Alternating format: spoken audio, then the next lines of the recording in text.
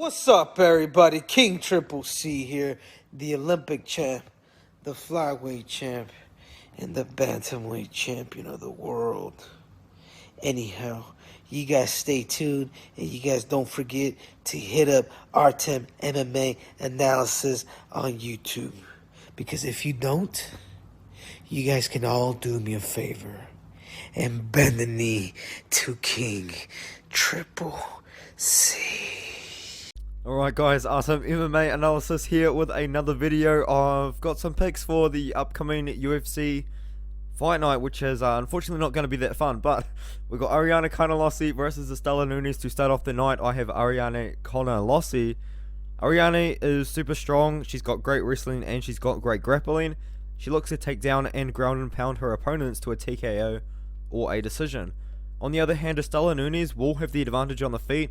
She's got really good Muay Thai, which she has displayed in the past. I do think that she will have the more technical stand-up ability, if that makes any sense, on the feet. But I think that Ariane Carnelossi is just gonna use her strength, man. Ariane Carnelossi is built different. It's actually kind of crazy how big her biceps and triceps are. I'm going to be honest. I think Ariane Carnelossi is going to take down Istela Nunes. Istela Nunes will not want to go to the ground with Ariane Carnelossi because she's just so strong. And I think Ariane Carnelossi is going to get it to the ground anyway. And really test that takedown defense of Istela Nunes here. I think she's going to use her insane strength advantage, get the fight to the ground. Either get a ground and pound TKO or a decision.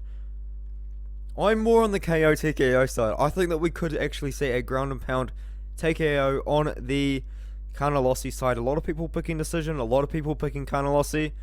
I've got Carnelossi, I've got her by TKO. Probably in the second or third round, I think, after she softens up Istela Nunes for a bit. I think we could just see the referee step in at some point in this fight. And the next one, we've got Brandon Davis making his return to the UFC against Danaa Batgerel. Danaa coming off two very impressive KO wins in the first round. One of them over the 43-year-old, I think he is, Guido Canetti, who fought relatively recently, actually. And then a win over Kevin Natividad about 5 months ago. And he's got a standing advantage over Brandon Davis here, but I do think that Brandon, I know that Brandon is the longer guy. He's 5'10", he's got a 72-inch reach. Danaa Batgerel's got a 70-inch reach, and he is 5'7" tall. Brandon Davis, he probably wants to keep the fight to a distance. I don't think that he's going to really want to get on the inside of Danaa. I don't think that he's going to want to feel the power of Danaa's left hook in particularly.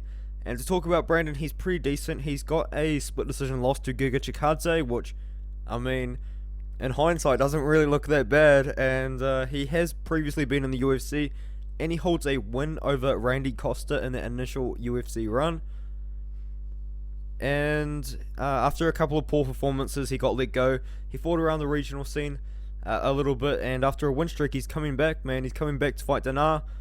I've still got Danaa on this one. I think he's got the advantage on the feet, and he has shown recently that he is an exciting fighter to watch. He's definitely someone to look out for at the moment. I mean, I think he's just exciting, dude. I just like Danaa Batgerel. I like his fighting style. I like his two last knockouts, and I've got him by KO or decision on this one. It'll be interesting to see if Brandon Davis can bounce back with a win here. But I still got the Danaa Batgerel by KO. A lot of people have him by decision. We could just see a stand-up battle that does go 3 rounds, but I still think that Danaa Batgerel is going to find that left hook. He's going to get in close, and I do think that he is going to find the target somewhere in the fight. He's got 15 minutes to do it, and I do think that he will get the job done. It is worth noting that the fight is taking place at bantamweight as well. Brandon Davis' last fight was actually at featherweight, but I still think that he will be able to make the weight. He's fought at bantamweight before. I still got my boy Danaa in this one though. And yeah, that's my pick, Danaa Batgerel by KO. And this next one, we've got Ludovit Klein, who kind of demolished my boy, man. He beat Shane Young, a fellow Kiwi, fellow New Zealander, in the first round. Sorry to say it like that, Shane, but man, after that fight, I was actually really, I'm not going to lie, I was on the Ludovit Klein hype train. I picked him to win against Mike Trezano. Unfortunately, he didn't. And that was a pretty bad performance from Ludovit Klein, in my personal opinion. But I think that he's going to bounce back in this one. I've got Ludovit Klein, and I do think that he does go into KO Nate Landwehr early on in the fight. Nate Landwehr has been knocked out twice in his last 2 fights. by Herbert Burns but in his last 2 losses, sorry, by Herbert Burns and Julian Erosa. And I'm very confident in Julian and Ludovit to win this fight. He's faster, more powerful, and just overall the better striker in my opinion. And I do see him landing that head kick in the first. That's what Ludovit Klein is known for, guys. He is known for that head kick.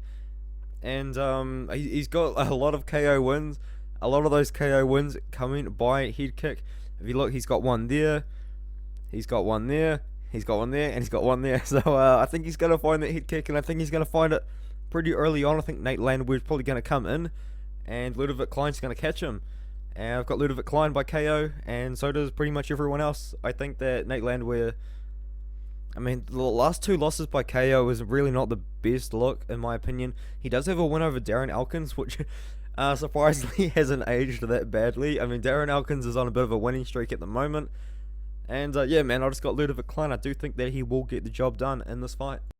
Alright, guys, in the next one, we've got Sijara Eubanks versus Luana Carolina. Sijara Eubanks coming off a pretty impressive performance. She made me a lot of money, I'm going to be honest. I bet Sijara Eubanks inside the distance. She got the job done inside the distance against Elise Reed. Thank you, Sijara, for that. That made me feel very happy. Anyway, we got Luana Carolina. She's pretty good on the feet. I think that she's going to have the stand-up advantage. Sijara Eubanks will definitely want to just utilize, I mean, probably the same game plan that she used against Elise Reed, which is just to take her down and just ground and pound her then into a TKO or a decision. But yeah, Luana, I think she's the better striker on the feet, as I just said. Sijara Eubanks obviously wants to take the fight to the ground. She wants to ground and pound. And we're going to see a very big test of Luana Carolina's takedown defense. Will she be able to defend Sijara Eubanks' takedowns? I personally don't think so. I think Sijara Eubanks is very strong for a flyweight. I know she's getting pretty old, man. She's 36 years old, but I still think that she's got at least a couple good wins in her. And I do think that she will beat Luana Carolina here by taking the fight to the ground, and just by I cannot speak English in this video, man. I think she's going to win by ground and pound TKO or by decision. I mean, she ground and pound TKO'd Elise Reed. I'm going to back her on that one. I think she's going to get a very late TKO or a decision. That is my official pick. Maybe even a submission if the fight ends up on the ground and Luana Carolina gives up her back or something. I mean, anything could really happen, but I'm still pretty high on Sijara Eubanks. I think she's definitely going to be looking to take the fight to the ground. Alright, guys, we've got Danny Roberts versus the decisionator Ramazan Emeev. Ramazan Emeev is honestly the definition of a decision fighter.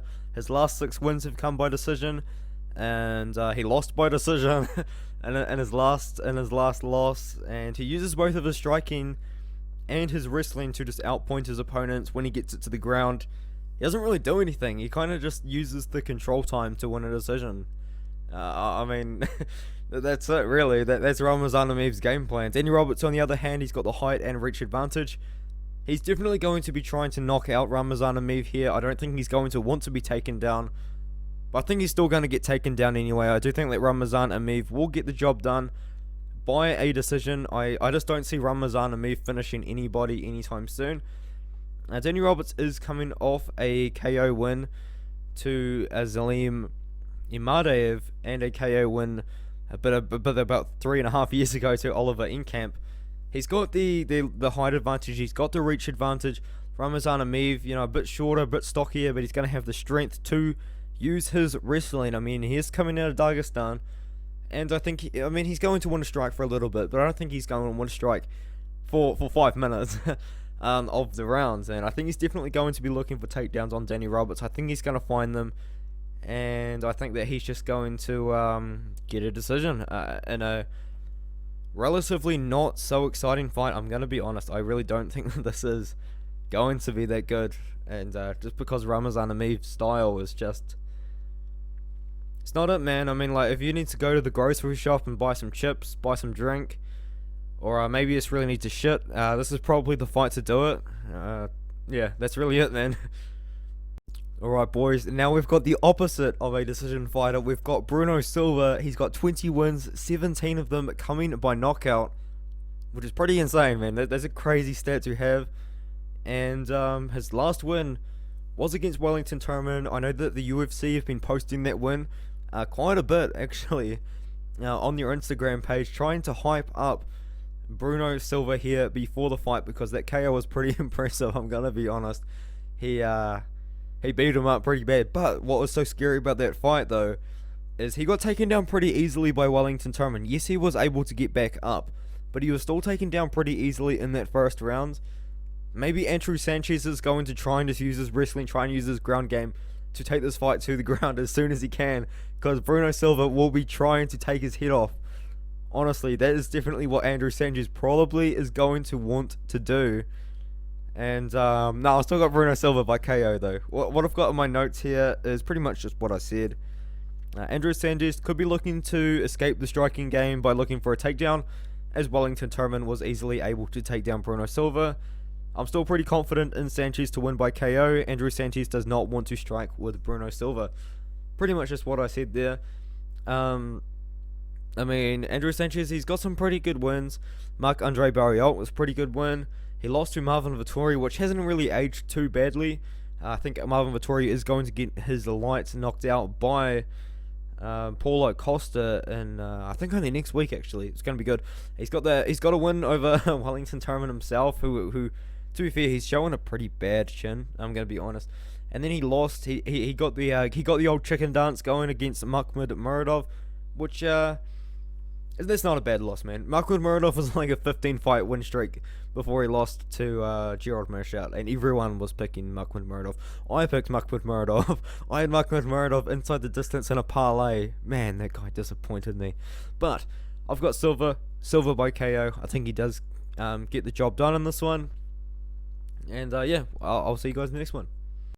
Alright, we've got Julian Marquez versus Jordan Wright. I think that Jordan Wright, I know I've been picking favourites all the way up until now, but Jordan Wright is probably a very live underdog. I do still maintain the very controversial, or maybe it's not that controversial opinion, that Jordan Wright's record is pretty padded, to be honest, but he has shown decent skills. He may have got knocked out pretty quickly against Joaquin Buckley, but I mean, all of his wins come in the first round, pretty much. I mean, like, look at that. You cannot, like, disrespect. I mean, the Edward Darby win, I mean, bro.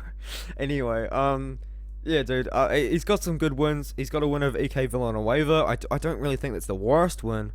And before that, dude, he's just had a couple of wins against not so impressive opponents. Julian Marquez, on the other hand, kind of the same thing. Recently beat Sam Alvey, recently beat Maki Patolo, and now everyone has jumped on the hype train of Julian Marquez.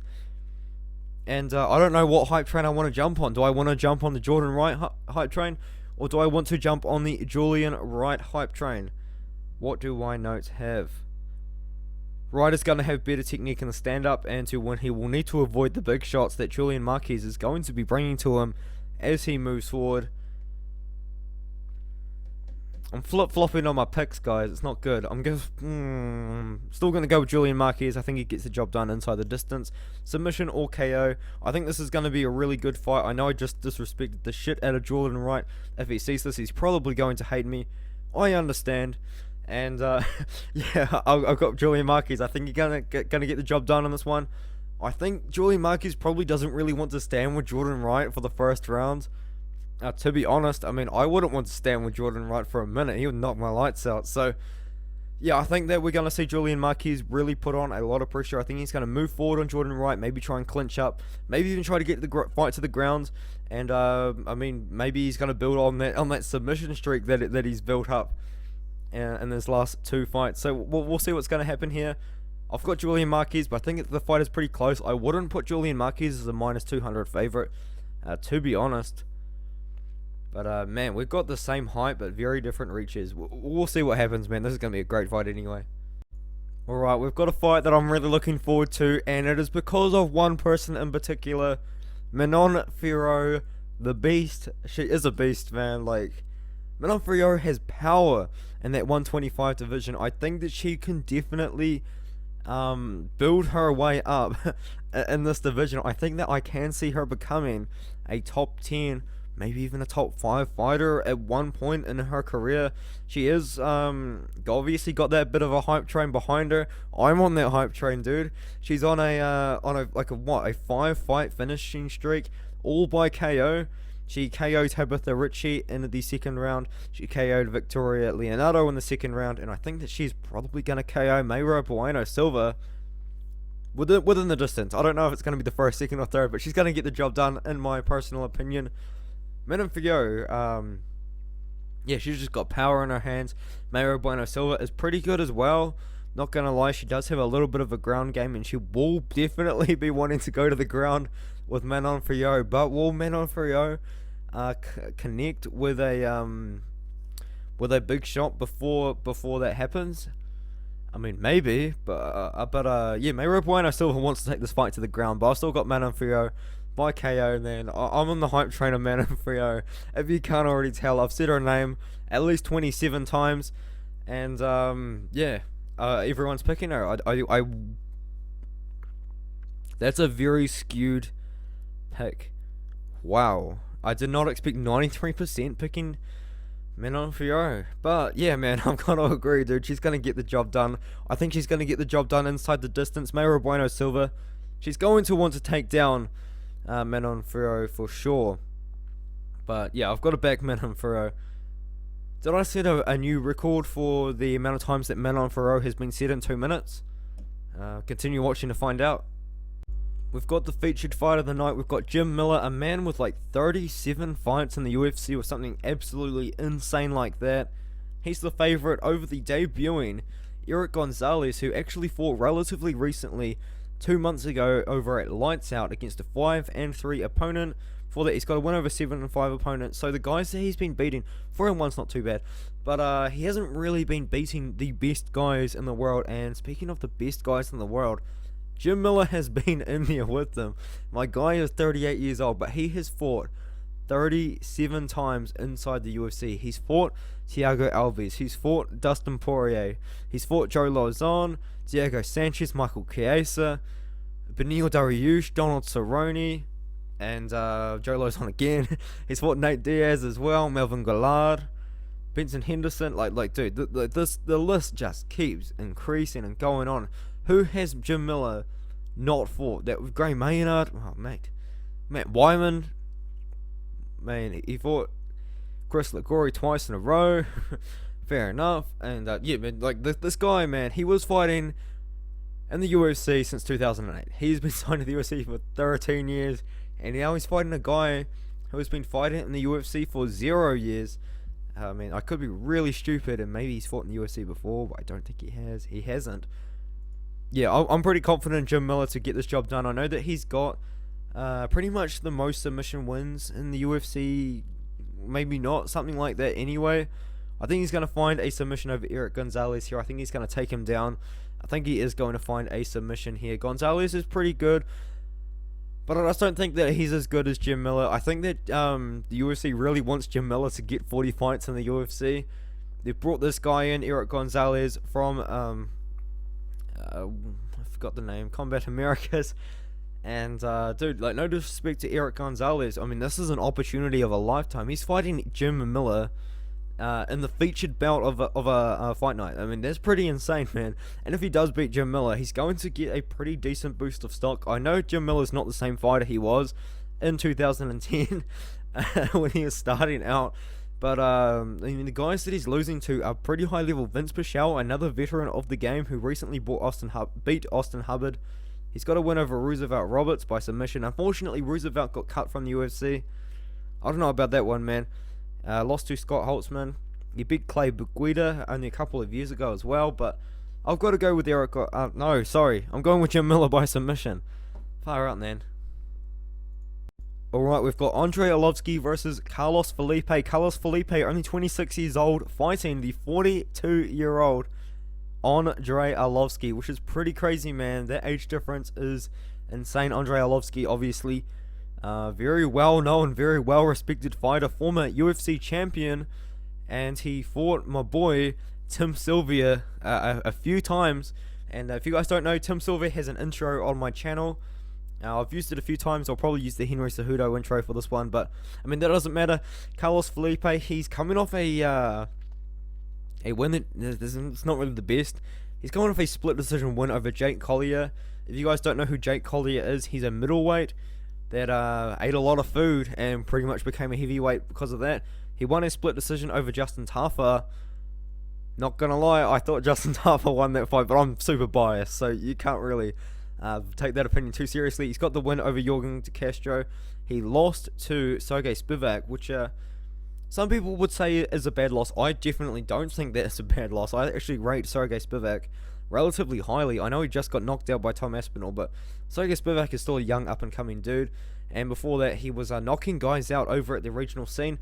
He has not won by finish in the UFC, and I mean, it's just surprising. He's got really good boxing. He was landing bombs on Justin Tafa. Justin Tafa was landing bombs on him. Andrei Arlovsky, on the other hand, most recently beat Chase Sherman, and he lost to Tom Aspinall as well by submission, where he was kind of like rugby tackled, and then the neck was taken. It was kind of a weird situation, but he got submitted in that second round. Tanabosa win, Felipe Lin's win, and a loss to Jairzinho Rosenstrike. Why did they do that to my boy Andrei then? But anyway, points, all that aside, I do think that Andrei Arlovsky is going to win, man. I think he's the favourite for a reason, and I respect the fact that the Vegas have put him as a favourite, because I would put him as a favourite. If he was an underdog, I would have jumped on it. Maybe he was at one point and I've completely missed it. But yeah, man, I mean, Carlos Felipe, he's got really, really good boxing.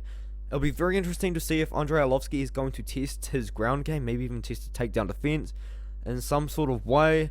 But I just got Andrei Arlovsky by decision. In my personal opinion, Carlos Felipe, maybe he does find the hands. Maybe he does land some massive shots that he landed on Tafa back in the day, and Arlovsky just can't take the shots as he used to. But I've still got to back the boy, man. Got to back Andrei Arlovsky. My guy is still fighting. He's 43, 42 years old, and he's still at it. I mean, how can you not respect a man that is just, I mean, he's just doing what he likes to do, man. Co-main event of the evening. Could have been the main event. I actually wanted to see this fight promoted to the main event. I mean, it probably could have. I wouldn't have even minded if this was the main event and they made it 3 rounds. But, because Andrei Arlovsky's a legend, then. But, yeah, we've got this fight as the co-main. I'm still pretty happy that it is the co-main anyway. I think Andrei Arlovsky's going to use his experience. I think he's going to win a decision in this one here. Man, I'm finding it so difficult to record this video without getting angry, because why is this the fucking main event? Why did Aspen Ladd step in for Holly Holm to fight Norma Dumont? They should have just rescheduled the fight for another time. No one wants to see this as a main event. This is probably the worst main event of UFC history. This might be the worst main event that we will ever see. Aspen Ladd, who recently missed weight against Macy Chiasson, has been gifted a main event slot. She has been gifted a main event chance for missing weight against Macy Chiasson, for messing up Macy Chiasson's last 2 fights. I mean, how many cancelled fights does this woman need? And now she gets a main event slot. It makes no sense in the world. Anyway, I've got Aspen Ladd, and I do think that she is going to finish Norma Dumont in this fight, probably by a ground and pound TKO.